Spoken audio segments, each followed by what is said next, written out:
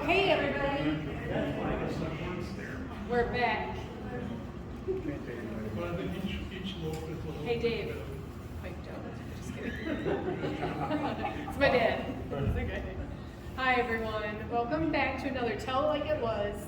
Today we have Rob Siem, and he knows the drill. He's been here plenty, right? And he's got plenty of stories.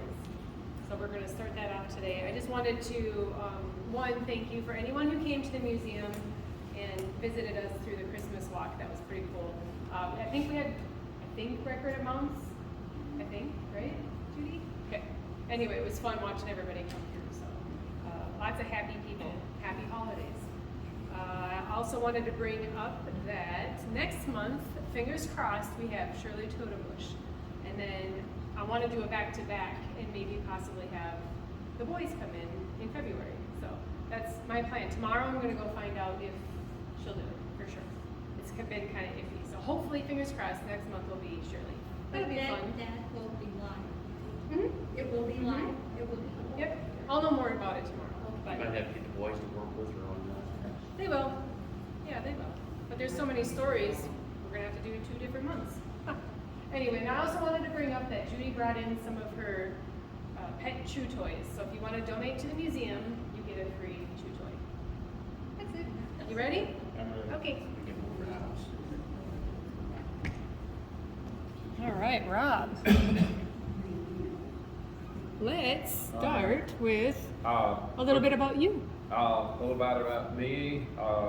You know, it's kind of nice. I can look out and I know everybody that's here. Some of you I only met really in the last couple of months as part of coming to these Tell It Like It Was things. It's good. But, you know, some I've known most of my life, some for years and years. But anyway, We can start with, since years and years, when were you born? yeah, born in 1953, makes me 70 years old. Born here, started out in life on a little 2-room house that Mom and Dad built on a farm about a mile west of where we are now.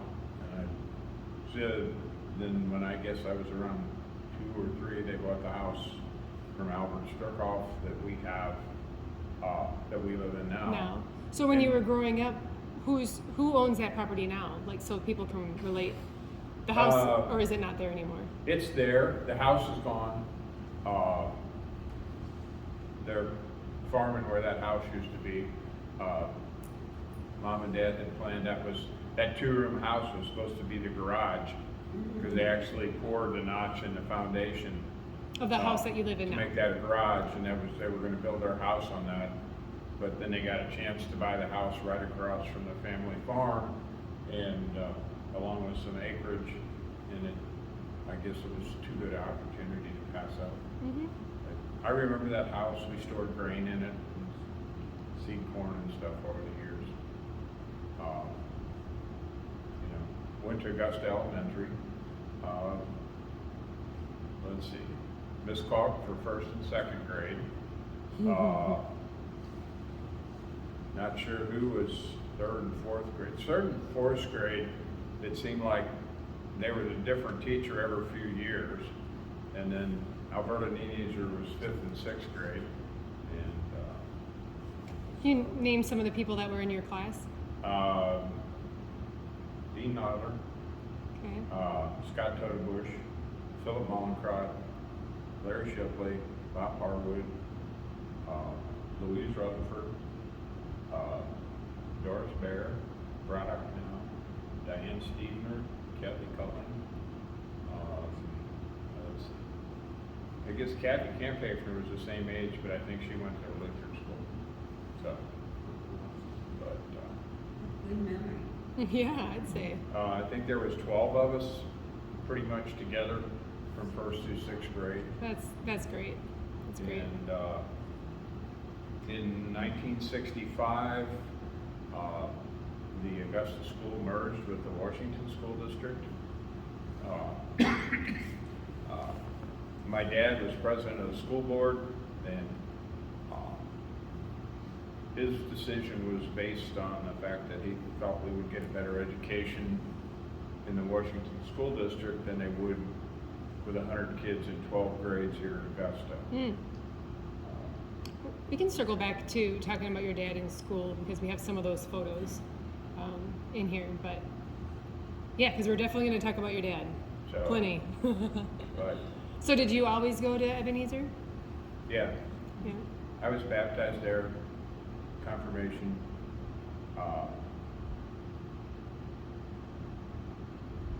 We were there. In fact, the minister there is how I met Carol, my wife. So my next photo. Because there we go. her brother was a minister there, Mm-hmm. and we were.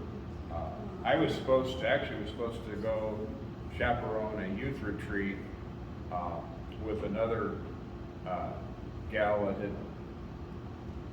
her brother Dale and I had met the summer before, and at the last minute she bailed, and he was desperate for another female chaperone for this group. So she had just finished nursing school, so she agreed to do it, and then we went out to Camp Mobile, which is a church camp for our denomination, and I'm not sure he even showed up because his wife went into labor with their second child. And so Carol and I had, I guess, 25 or 30 kids, just the two of us. And we had met on Thursday. And on Friday night, we were responsible for, 30 high school kids. Yeah, how'd that go? So actually, I guess it went pretty well because, let's see, I guess we've been married 47 years. So. Congrats. So what year were you married? 76. In the church? No, St. John and St. Charles. St. Charles. In her church. Yeah. Well, let's see. There you Yeah. are later on. That was at our oldest daughter's wedding. I don't remember what year that was. I know that I can remember I had my first hip replacement that spring, and then they got married in October that same year. So you got to dance on the dance floor? I did. Try. But these are the first of three daughters. Mm-hmm. Michelle, Jennifer, Julie. That was our bucket list vacation. I guess that was probably 4 years ago now. We rented a 5 or 6 bedroom villa down in Florida and said we would be there for all 2 weeks. Kids were welcome to come for any or all, but they all needed to be there at the weekend in between so we could get family pictures on the beach. It sounds like something I would say. Yeah. It worked out great. The picture, I saw all the photos and they were great. Anything else you want to add to? Michelle and her husband Jeff have Alyssa on the left. The next couple is Jennifer and Brendan. They foster, and that was 2 of their fosters they had at the time.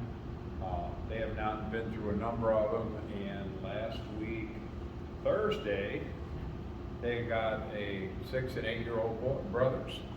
Oh. Who came to the house with nothing but the clothes on their back, no coat, no nothing. Well, they're good. Very good deed. So Christmas plans have kind of shifted. So Why? kids will get blankets from grandma. Oh, And my oldest daughter works for Lego, so she's going to find Legos I'm for them. sure. And Julie and Josh on the right-hand side in their tube. Look at that little one Julie's holding now. You wouldn't know Elliot, but that's the family. Great looking family, Rob. And this is 4 generations on my mom's side. My grandma Bennett, who lived to be 90 97 years old Nice. and was sharp as a tack. And my mom you're right, and holding Michelle. Grandma lost her leg below the knee to diabetes, and the one thing you did not want to do is get trapped in the kitchen. She would absolutely run over you with her wheelchair. Very self-sufficient. It's the first person I've ever seen that had one of those reachers. Because she Oh, was the like little claw. 4'11". Oh. So, Well, there's something different about you in this picture. oh, and I still had hair. Yeah. I'm sorry. Oh. That It's a great picture. that disappeared pretty fast. And that was my mom and dad's wedding. My grandparents with Nezzy Bennett on the left, and then Walter Siem and Edna Siem and mom and dad, and my mom, 3 of my mom's sisters were the bridesmaids. Yeah, I see the height. Yeah, And then where were you said married at the church in? I got married in St. Charles. Where did they get They married? got married in Bloomfield, Oh, okay. southeast Missouri. So, and mom's, so one of mom's dresses, and I don't know if it's her wedding dress or something, was made out of parachute silk that her brother, who was in the Air Force, sent her a parachute. No way. Yeah. That's neat. So, Oh. and I'm not sure that it was her wedding dress, but one dress she made out of parachute silk. So, Creative, for sure. and this was the scene plan. This is when the Ostaf reunions were out at, still at the Ostaf's farm. I think Hoffman's own it now. The purple shed. Just a purple barn. Yeah. And that's the same barn that's painted purple now. And, that was a wonderful time. They'd serve lunch, they'd put out a farm wagon, have all the food setting out on it. When we were done eating, they'd just cover it with a sheet, and it'd sit there out, and then we'd eat supper about 5 o'clock. So people were a lot tougher then, you know. You were constantly exposed to Well, what'd you do in between the two meals? What kind of we games played, did you play? There'd probably be a 5 or 6 inning softball game, hide and seek. We'd play in the creek.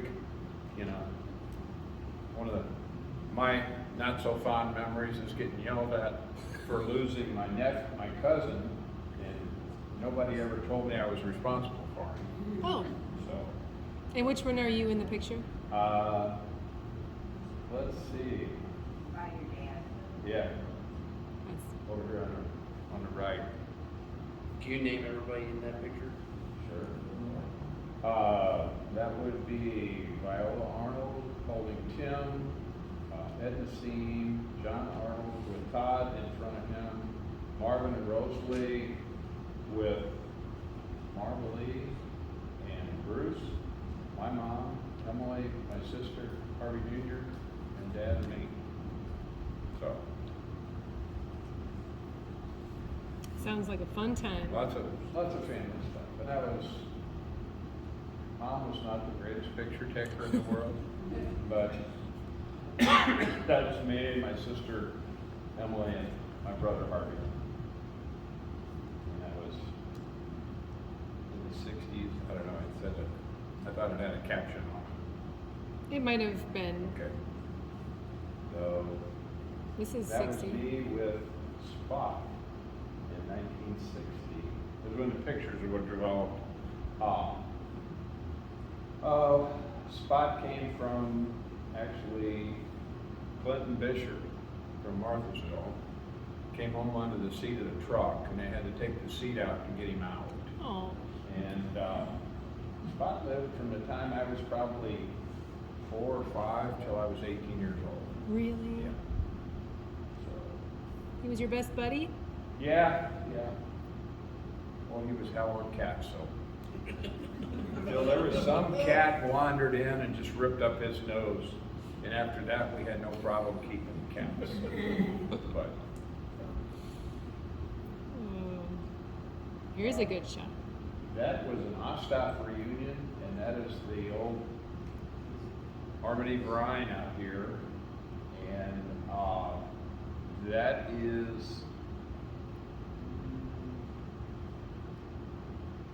we're thinking probably 36, 37, or 38.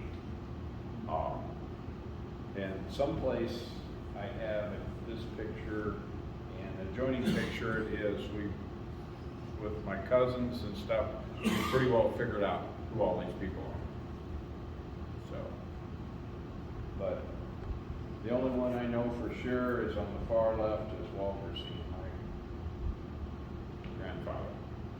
Far left. Standing, Yep. yeah.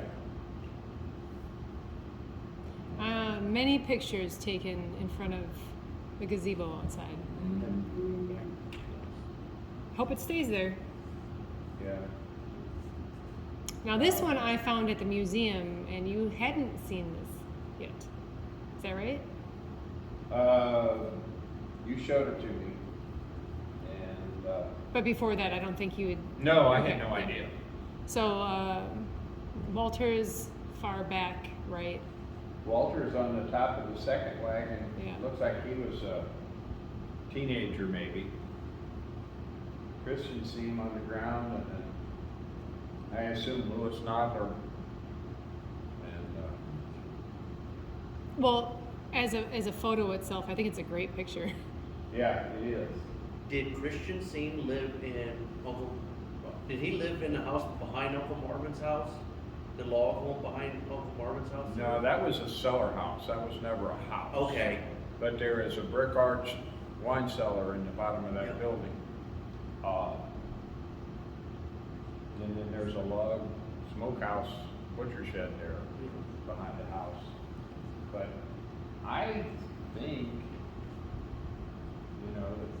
whether Christian Siem moved to that farm, I thought, from family stuff, that they had lived out like in the Defiance Bottoms. Don't know that for sure. Again, some of the stories you hear your parents and grandparents talk about when you're little, it's, you'd rather have another piece of pie than, pay attention to what, they're talking about. But Dad kind of grew up in a transition time of farming. He harrowed fields behind a horse, but they plowed fields with a tractor and a steel plow.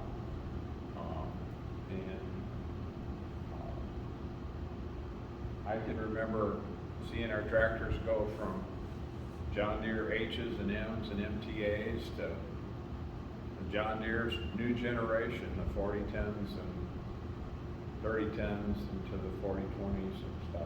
I think we have a photo of you on a tractor in here somewhere. Real quick, Leroy, Louis Nadler, what relation? I got woke in the old. You're right, I'm sure you do. All right. Oop, that one's zoomed in here. The barn is still there.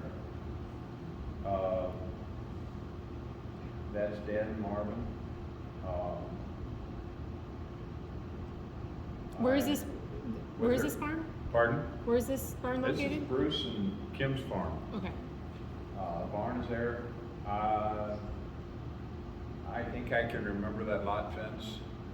But the barn is there. It's covered with metal siding now, but it was, Is that across the street from your house? yes, yes. And on the far left there, you'd see your mom and dad's house over the fence. Oh, yeah, You'd be looking back to the northeast in that Mhm. picture. yeah.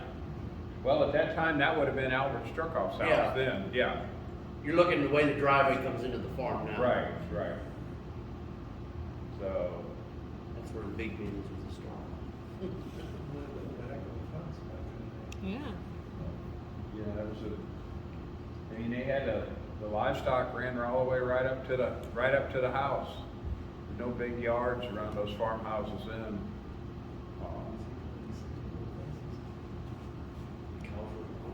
I like those little wagons. Yeah. I've had my own fair share of fun. Oh, who's this? Yeah. Dad went in the Navy when Paul Kemner, my dad, Merlin Stelzer, and Vernon Tiemann, when the youngest one turned 17, they all skipped school from Augusta High School and went down to St. Charles to enlist. I talked to Paul Kemner about that, I guess a month or two ago at one of these things, and he said, well, the others enlisted, but Paul was colorblind, so he couldn't enlist. He had to wait till he got drafted. You could apparently be drafted being colorblind, but you couldn't enlist. So those 4 guys enlisted, and my grandfather was president of the school board, and he was absolutely livid about this to the point they ordered graduation gowns and put them on their empty chairs at their graduation. So, but Dad never wanted to talk about the war, part of being the war. He always wanted to talk about the fun stuff. Okay. So you have lots of those stories. Oh, let's see.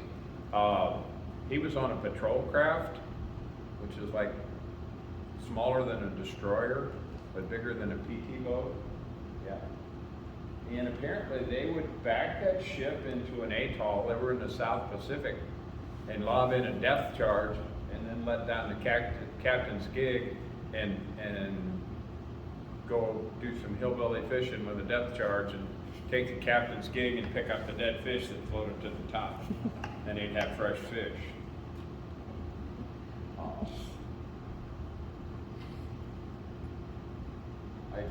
In prepping for this, I looked up that ship, that number, and the Navy Archives only has a list of the people that were captains of that ship. No stock pictures or drawings or anything. Somebody said at Coffee Hour today they had diagrams of their dead ship. Let's see, if it wasn't you two, it was probably an A-Holt. So I'd have to look back too, because my grandpa was in the South Pacific off Okinawa in 44 and 45. And we got a whole bunch of Navy stuff from that. That's when my dad was there. Yeah, we have to look that up. But he was on the USS Goods. Yeah. So, but How many years did he serve? how many what? Years did he serve? About a year and a half. They started kicking him out pretty quick when the war was over. I know this is random. But there's another one that I sent you too. But my dad was a mechanic. His classification was a MM3, and he mostly worked on engines. But because there was only a 59-person crew on this ship, they had a cook, but not a baker. And the baker couldn't make pie crust. But Dad Hence could. the pie crust. So, Sorry. and how that came out that Dad could make pie crust, I have no idea. But the first day he rolled out a bunch of pie crust and sprinkled it with cinnamon and sugar and baked it. He said every person that wasn't at a duty station was in the galley. Because this is home. This was probably the first reminder of home for, I'm guessing that everybody on that ship was 18, 19, 20 years old, except for the officers. Right. And he said he could make that every day. The kids never got tired of that. And this is actually a picture. After I did the search on my dad's ship, this posted on Facebook. And this is actually the bake shop on the USS Midway. So, but I thought it kind of tied in with It sure did. with the baking and stuff. Sure did. But, you know, he talked about the fun stuff they did, but never did. One time I heard him talk about the war, and that was with my soon-to-be father-in-law. They sat in the kitchen, still smoking cigarettes in the house, and they talked, because Carol's dad was a MP in Paris at the end of the war. Mm-hmm. And you know, it was suggested that maybe his injuries during the war were a result of an MP and not from action with the enemy. So, because the MPs were not very popular, you know, had a pretty unpopular role there at the end of the war. So, any other stories? I mean, with your dad, and you'd mentioned that there was more fun stories than. Yeah. You know, and I guess, you know, that's probably it. We kind of grew up, and most everybody here did, kind of in the shadow of World War II, you know. My dad didn't hunt for probably 25 or 30 years after he came back from World War II. You know, we had a .22 rifle and a shotgun in the house, in the kitchen closet. And, you know, did very little shooting. I think he bird hunted a little bit. But kind of just, I think most of these guys did their patriotic duty and wanted to get home and get back on with their lives. Of course, well, I'm glad he did.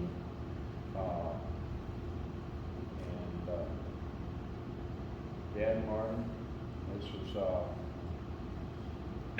actually this picture is from some of Patsy Berevich's archives. And that was in '66. There was a big tour, had people coming around doing this, and I remember having to go out with a hoe and hoe weeds and soybeans to make the fields look good.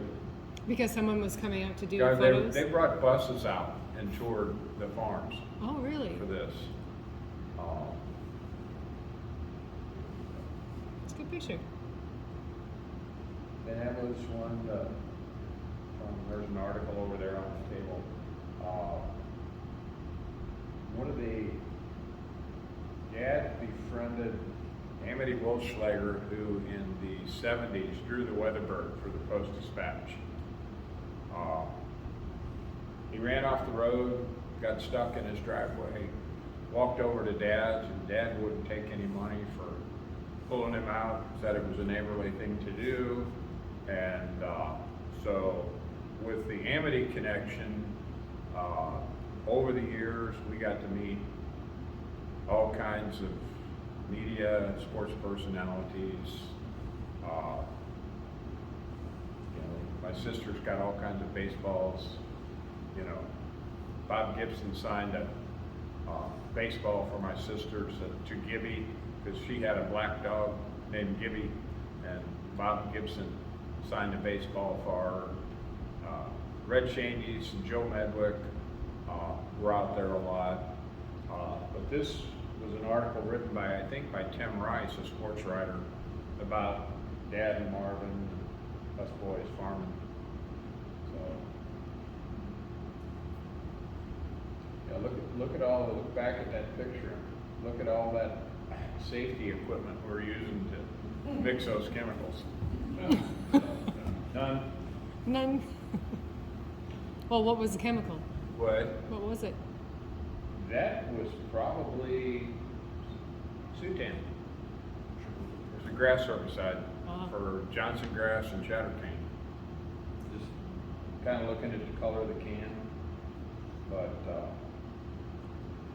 you know, A lot of people don't understand, and Bob will tell you too, about back in the day then, you didn't come and spray it across the field back then. They were incorporating it at that time. right. The sprayer was right in front of the disc, and you were incorporating it, and You pretty much put the chemical down, then you worked it in.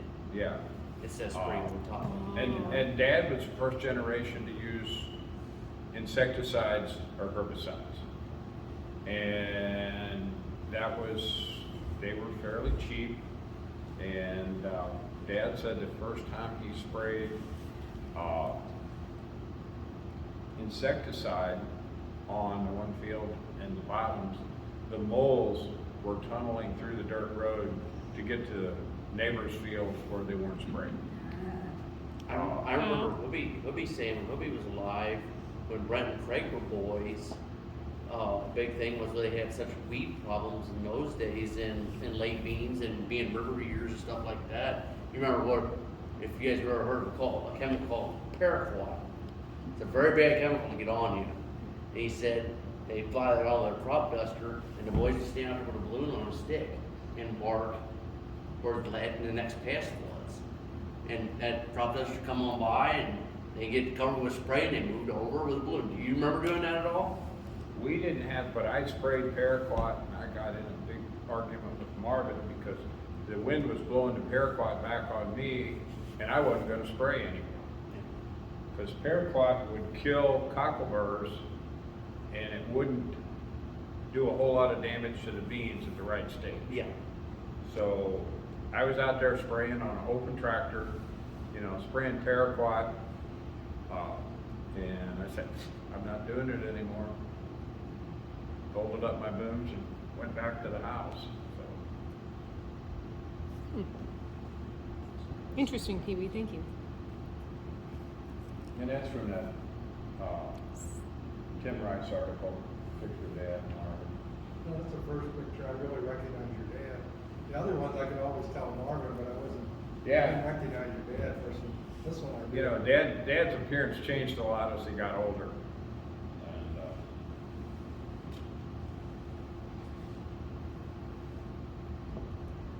Ew. Yeah.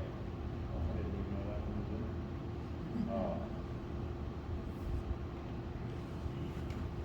How many tractors do you have now? You got a big pull barn. 3? Yeah. One of them's almost as old as I am. Yeah, not close. It's a 67 project. I think Bill can relate to that. The project, yes, Bill probably could. My criteria was that they had to be able to drive it on the trailer and then I would buy it. So it started, got it. Sorry, Rob, this is part of Stories in Augusta, and you had told me about skinny dipping, so we completely changing subjects from tractors to skinny dipping. There you go, 2 random people I found on the internet. So, but anyway. You brought it up as a story to talk about. It wasn't about skinny dipping, it was about streaking. I was at the zoo in 1974 when they did all the streaking, the running through Jesse Commons and stuff. And I came home on spring break of 1974, and this was after 1973's flood. And there's a big deep slough out in the Hancock Bottoms, and Dad, Marvin, Booby Mollencrot, myself, not quite sure who all was there, but we drug a 100-foot seine through that slough to liberate some of those fish that were trapped down there. So you got 5 or 6 grown men in their underwear and shoes out there dragging that seine through the slough. Okay, so we're way off. So. That's not too far. It's kind of mostly. Then more it brings for that that. story away. Yeah. Oh, Kay. We know who this guy is. Okay. Mr. Leighton Holt. That was a fond memory of my youth. We had vacation Bible school for a week every summer, sometimes 2 weeks. Yeah, you're right. And It's not Leighton. Garden? Not Leighton, that's Wilbur. Wilbur Holt, Yeah. okay. All right. But I would sneak away from vacation Bible school and go down to the blacksmith shop. I would turn the forge for him. And I was just amazed to watch him work. let you get that metal red hot, changing shape and stuff. And we've still got stuff on the farm that he's built. He would make hinges for hay wagons out of flat strap metal and pound it round enough that he could thread it and put standard bolts on, standard nuts on there. What else do you have that he made? Pardon? What else do you have that he made? I've got a paint scraper that he made. I think actually Jack Snyder gave it to me, because I painted with Jack for, I think, most of my years in college. Would come home, home from college and paint. I think the scariest painting I ever did was the roof, the back side of the roof on Dale and Sally's house.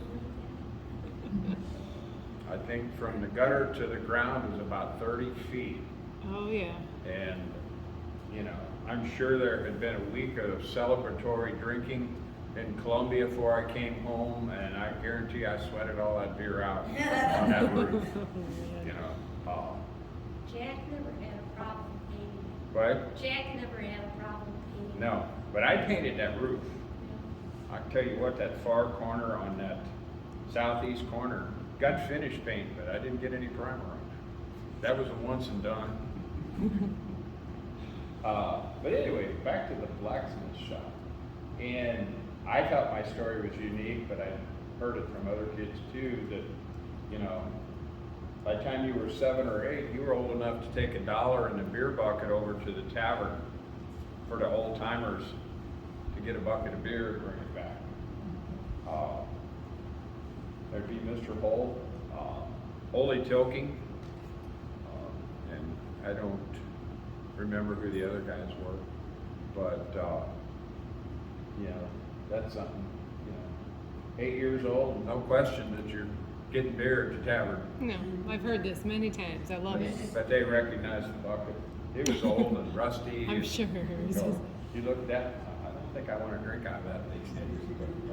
Did he teach you anything that you remember, or something he showed you where you thought that was I can't memorable? say, but like I said, I was just amazed at the metalworking. There was a small forge on the farm. I don't think we ever got it functioning, but he did build a coffee table type thing for my dad out of a piece of 2.5 inch thick oak. It was like 16 inches wide and 2.5 inches thick. And he built it, made wrought iron brackets for it, cut it to length. My brother took it to the industrial wood shop at the high school and had it planed down, and then he built it. And it's the kind he drilled by hand. It's with the spacer and dowels in it that holds the legs in place. He was talented. That's what I've heard. Go ahead, Bill. Layton told me that in the blacksmith shop, that's where all the politics was taken care of. I've heard that too. And he told me that whenever they closed that down there, that they got more money for those political posters who were hanging on the wall in there than anything else. That wouldn't surprise me. He said they were all black with smoke and everything, but they really, really brought the money. It was neat though that our generation got to actually see something like this happening. I think you must be younger than me, because I think Younger the than beer- what? I thought the beer was only 50 cents. Oh, yeah. I guess it went up that year between you and me. So, We have that apron in the museum, up on display. Here's another photo. About what it was like when you walked in, the end of day. there's a little Yeah, I'm And I wish I would have gone into the blacksmith shop as an adult. I was in there as a kid, you know, go with Dad to pick up stuff that he had made for him. He would sharpen plowshares, heat them up and draw them back out to their original, you know, their original length. Was Ollie Tilking from Augusta or nearby somewhere? As far as I know, he lived in town. He lived in that, or some Tilking, that lived in Cummings, so they. Did they?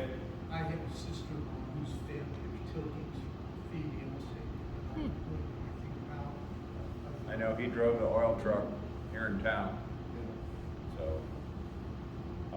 I think he owned the gas station that the Augusta Wood is at now. Well, the oil At truck the funeral and home ambulance. too. And that's right, and the He funeral, drove an ambulance for, or the hearse, the nurse for the yeah, funeral home. Oh, Ollie did? yeah, Only always. did, yeah. That, Was brick, it? brick house that's next to the memorial, isn't that's a Tilking? That next to the Emporium, Yeah, the brick house, I thought that was. that was my great uncle's house, Dr. Calvin Clay. And his office had been the post office, which is now where the visitor center is. When that was the library, they actually they built the new post office with the existing corner of the old town jail to build a post office. Apparently, there was some rule if there was an existing building, it had to be incorporated into the new building. So, it was my understanding there's still some bricks on one corner in the current post office that were from the old city jail. Interesting. Didn't they keep the hearse and Randall Oaks building down here? Didn't they where Tilkings kept their funeral hearse in there, or was that the bus? My mom's saying some time ago. The hearse was always in the back of the funeral home, which was the Bank of Augusta. And I know the original firehouse was down here in what was the next house, next building down from what was Johan's. Pardon? The one we're calling Livery Day? That livery, yes. Baby storage shed. All right, what's next? Oh, we'll talk about your house. This house in transition, the porch ended, we added on. So the original part, which you had showed me when I was visiting, Yeah. is this front lower window, The or all the red original brick? house was 2 rooms with a cellar underneath and an outdoor entrance. Mom and Dad had the house for several years, and in the 60s, they put in interior steps. But the best we can figure is in the 20s, I guess Strukhoff's added double the size of the house by pouring a concrete foundation next to the original stone foundation and adding a second floor. So actually quadruple the space they had. Mhm. Again, Teeter-totter. yeah, that goes around. Does it? Yeah, the pivots on it. That was a kid killer. But Dad made it adjustable, so, you know, the little sister had a fighting chance with the fat brother. Oh, I you see know, how it to adjusts. go up, balance up and down. Yes. The board is long gone, but I've got that adjustable thing as a template, and I still have the frame and that old manure spreader wheel tucked away in the barn. Well, you should make another one. Yeah. A little more updated picture of the house.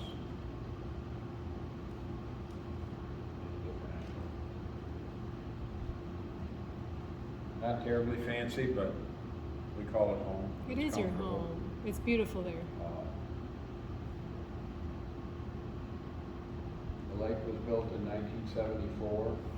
I think we have a before, yeah, here's the, That was a before picture.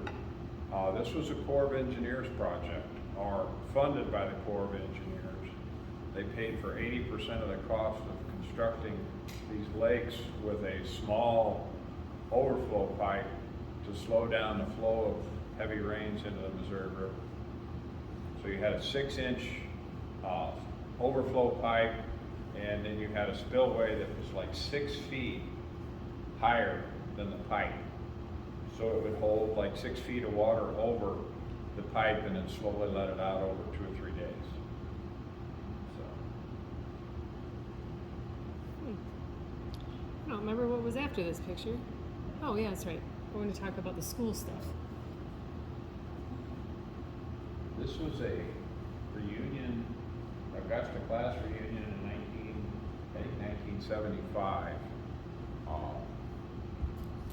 Wasn't invited to it, and all I know about it is the pictures that Patsy had. She did. I saw them at the house. So. Actually, I think there's a picture of her right here. Yeah, It looks like there was a gag gift. yeah. Yeah.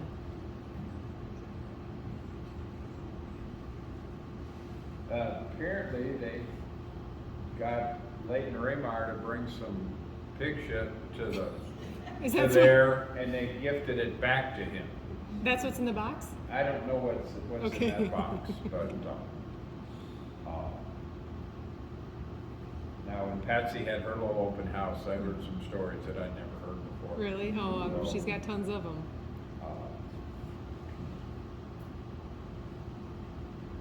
Is there anything else you wanted to add about the school? About the school, Yeah. just that when the schools merged, the week after the paperwork was done, they took the 7th and 8th graders from Augusta and bused them to Washington, to Locust Street School. And I was in 6th grade, so I was the first class from Augusta to go to junior high school in Washington for the full year. Mm-hmm. They went ahead and let the class finish the school year, so the 3 seniors could graduate together. Oh, jeez. And I guess that was 1965. So yeah, there was three in that graduating class. But then the next year, those that were freshmen, sophomores, and juniors had to go to Washington. And that was kind of a culture shock. There was over 200 kids at Locust Street in 7th grade, and I came from a class of 12. Mm-hmm. Well, did you enjoy it, or Oh say yeah, culture shock? it was, So you know, we go, oh man, it's a shame, you know, in Augusta there'd have been a soda machine and a candy machine in the back of the cafeteria. Mhm. But so much more opportunities for education. Right.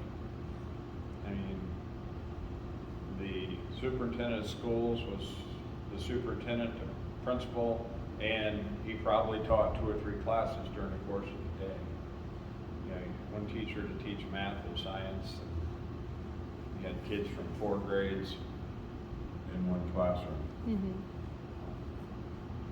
Now, how long did your dad work for the school? For the what? For the school, how long did your dad work? He was on, I guess he was on school board for 6 years. 6. Okay. Pretty much the whole time that I was in grade school, he was on the school board. So, pretty much if I got in trouble at school, there was no hiding. 'Cause they talked about student discipline in the school board meetings. You know? Really? Yeah. And So you're going to tell us what kind of trouble you might have gotten into, or almost got into? well, nah, I was a pretty good kid. Good. You know, got in a fight on the playground one time. I think we were always in trouble in Miss Koch's class. So, I don't know, if anybody in here had school with Miss Koch for 1st and 2nd grade? I guess not. So, Well, you donated 2 embossers to the museum. Yes. You want to talk about that a little bit, just because? My dad felt real strongly about merging with Washington, but because his dad was instrumental in reorganizing all the one-room schools into the Augusta School District, he felt out of an obligation to his dad that he would not sign the papers transferring Augusta to the Washington School District. But he did keep the seals that for the school district of Augusta. Mm-hmm. They sat in our basement for 60, 35, 55 years, I guess. And, this just seems kind of silly for these to sit here and get rusty, so I worked on them and got them functional, and they're kind of a key piece when the 6th graders go down. Angela was able to find the gold seals that are individual, so the kids could emboss their own Augusta School. their own sticker that has the school seal on it. They get used now, plenty. I have to order more stickers. Yeah, thank you for that. Let's see. Oh, talk about the quilts. I didn't want to forget that part because Where did you get these pictures? I think it's very important. One, because last month we had Bud Short here and you gifted him a quilt. So I wanted to tie in the two, tell like it was that. Well, that is Carol's work. I think that is the quilt that is now under our quilted Christmas tree skirt. I'm pretty sure that's under our Christmas tree at home.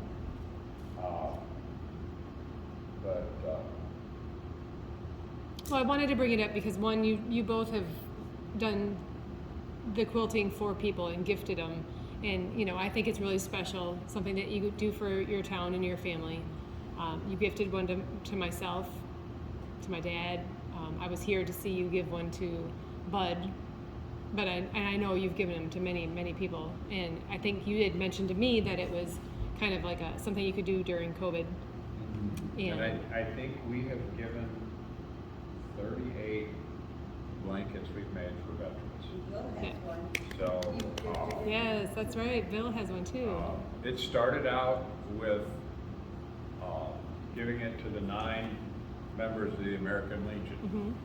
And then I went to the first Memorial Day service, and there was more veterans that weren't involved in the American Legion than were in the American Legion.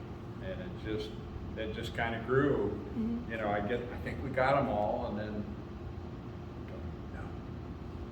Nick Johnson was a veteran, so we started making more, got some more fabric and started making more. And I know I got Bill one 2 months ago, I think, and Bud. So. Well, it's great. And then when you gave me a tour of the house and we went upstairs, Carol was showing me the room and mentioned that you help her out a lot with cutting up the fabric. I do the cutting. Yes. I do the cutting, she sews. Yeah. But I wanted to make sure that was highlighted because it's a very special thing. And talented. I think we're at the end. I can't remember. This is the end picture. I like it because it was you two walking away on the beach. So, one other thing about my dad was the fact that he was a mechanic. He would always take lawnmowers that other people couldn't run anymore, and so growing up, we always had 3 push mowers. One for me, one for my brother, and one for Dad to be working on. So, we'd get the yard cut with 3 mowers. How long did that take? Hmm? How long did that take? A couple hours. Even with 3? Yeah, even with 3. Yeah. We cut quite a bit of that grass we cut around the house. We cut quite a bit. Yeah. The best one was when they hit a brick. I guess Harvey told me this last weekend. He hit a brick with one and broke the end of the shaft off. So Dad just welded the blade on the end of the crankshaft. It was quite the Hummer. It would sit there and jump off the ground almost. It was that out of balance. But, Was there any other things that you wanted to add? Because I wanted to see if they had questions for no, you. I don't think so. You sure? I, You want to tell us all about your career? yeah, it was a varied career. I went to Mizzou as a freshman, and I had a fun point of a perfect 4.0, but a grade point of a 1.0. And the dean of the College of Agriculture sent me a really nice letter urging me to reevaluate my educational priorities and do it somewhere else. So I went to East Central for a year, worked a semester, because Dad said if you're going to piss away my money, you're going to have to go to college on your own money. So I did. I worked for a semester after a year at East Central and went back to Mizzou, and I made the dean's list 4 out of the last 5 semesters I was up there, and graduated and went to Rolla to teach vocational agriculture for 2 years. Then when Dad died, I moved back to the farm, totally against the advice of several of my dad's friends, and without really consulting my wife. So it was an emotional decision that turned out to be a financial disaster, at least for Carol and myself. So after about 4.5 years of farming, I had a chance to go back and teach agriculture in Washington, and taught through a glut of enrollment in ag. And then they went from 3 teachers to 2 teachers to 1 teacher in 3 years. And I was the first one to go. And there was other ag teaching opportunities around the state, but it would have been, you know, Carol had a good paying job and moving the kids out of school. So I started painting houses for a couple of years. Went to in '82, St. Charles County Ambulance District offered the opportunity that they would provide an ambulance in Augusta if we would, if the community would provide volunteers to be EMTs. So Sally was in that group. Initially, not very long. What? I didn't stay very long. But Dale stayed to get his license. Yeah. And Carol, we started out with about 25 people. And I think there was a dozen of us that graduated when we got an ambulance down here. And then I went to paramedic school, and paramedic school led to a job in St. Louis County where they would pay 100% to go to nursing school. So I go, you know, if you can, I can find the time if you've got the money.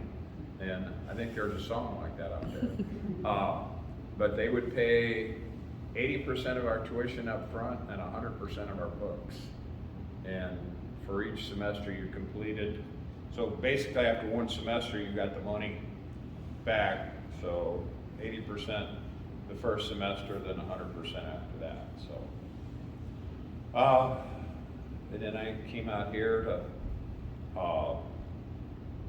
you know, healthcare was transitioning in '95, but I got a full-time temporary job working in the ICU at Mercy in Washington, and was there for 13 years.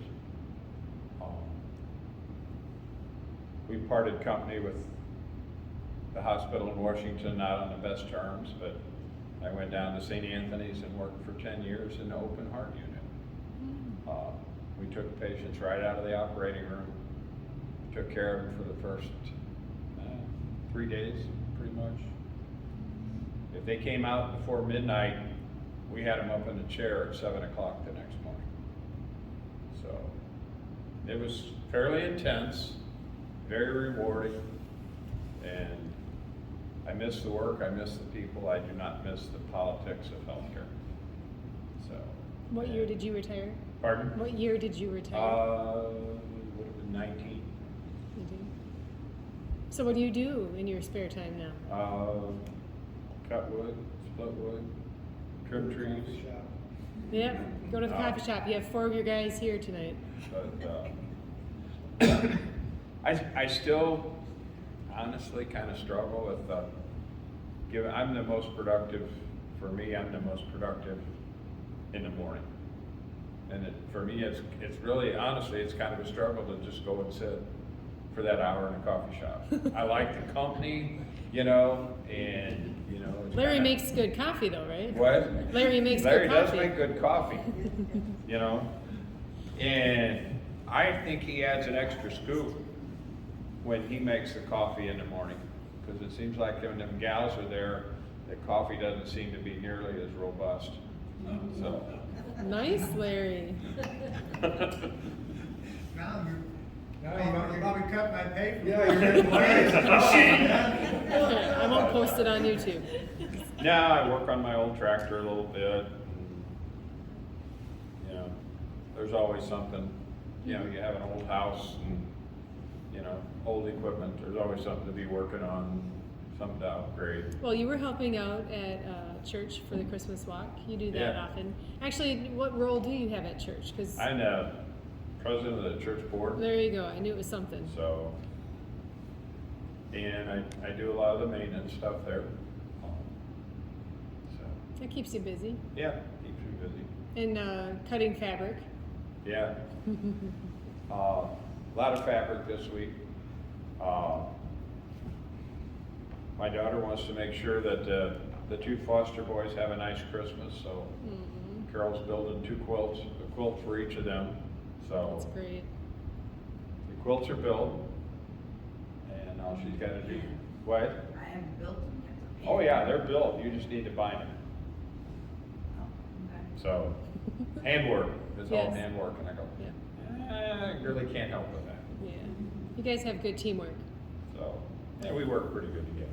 Well, I'll go to the one question I love the most at the very end is, what do you see for your town of Augusta? Your hopes? Uh,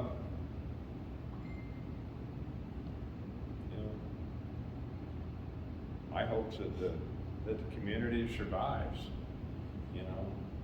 My initial hope was that, Hoffman coming in was kind of going to revitalize things, and was kind of optimistic at the front. And I wasn't real enthused about having a golf course in my backyard, but it could have had some benefits for us. But besides that, maybe more of a message for the community. And Or what? just the message to the community. Try to get your kids to come back. That's a good point. That's hard. It's hard. Our kids, To a small town. they went to college and pretty much never came back. Yeah. Certainly not to the community. In looking back, I think that probably the Catholic Church here in town is probably the most successful in getting their kids to come back and be involved in their dinners and their activities and stuff.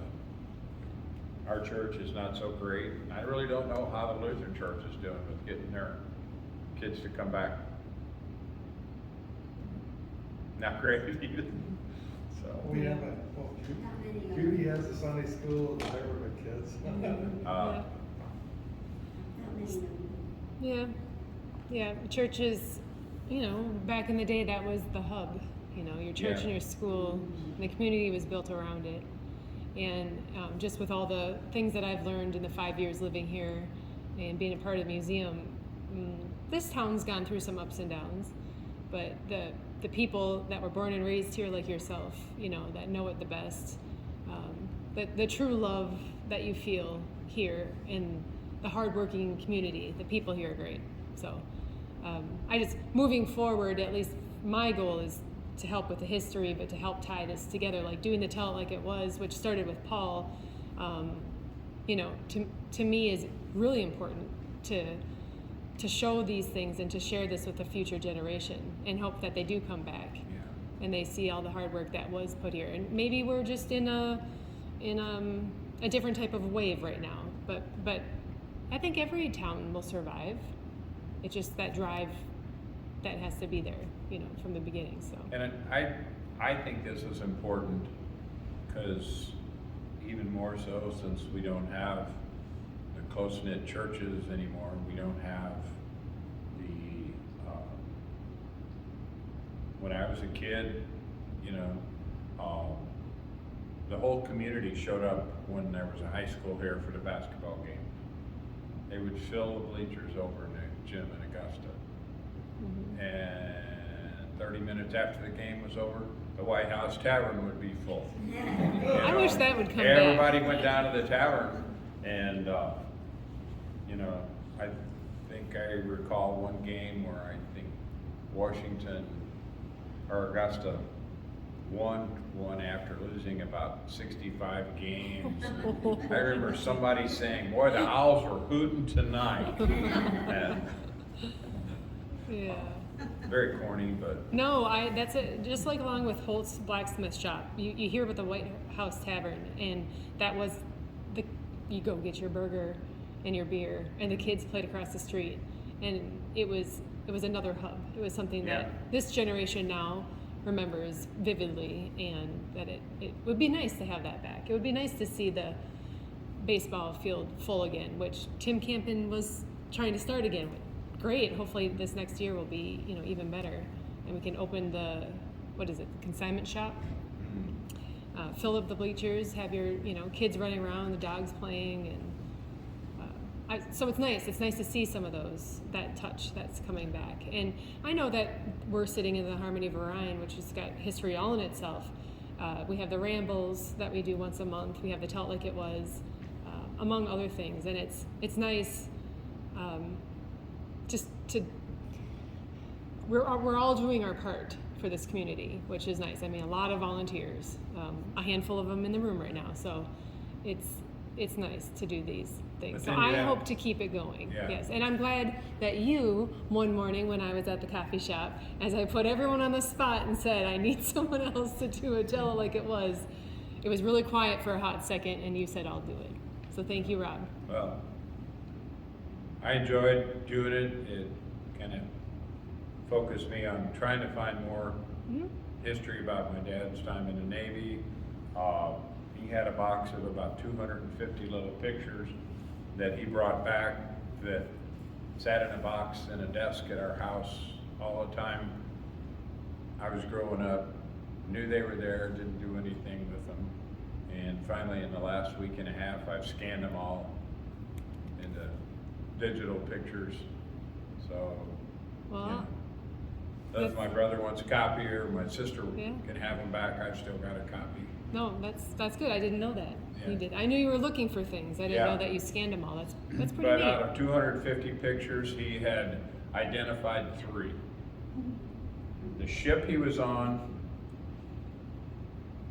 a hospital ship, I guess it was 4. The ship he was on, a hospital ship, Sally, the dog that was their mascot, and the captain of the boat. So, and out of 250, 4 pictures were identified. So, But you still accomplished it, though. yeah, I still got it. Yeah. And after all those years, you finally got a chance to sit down and look.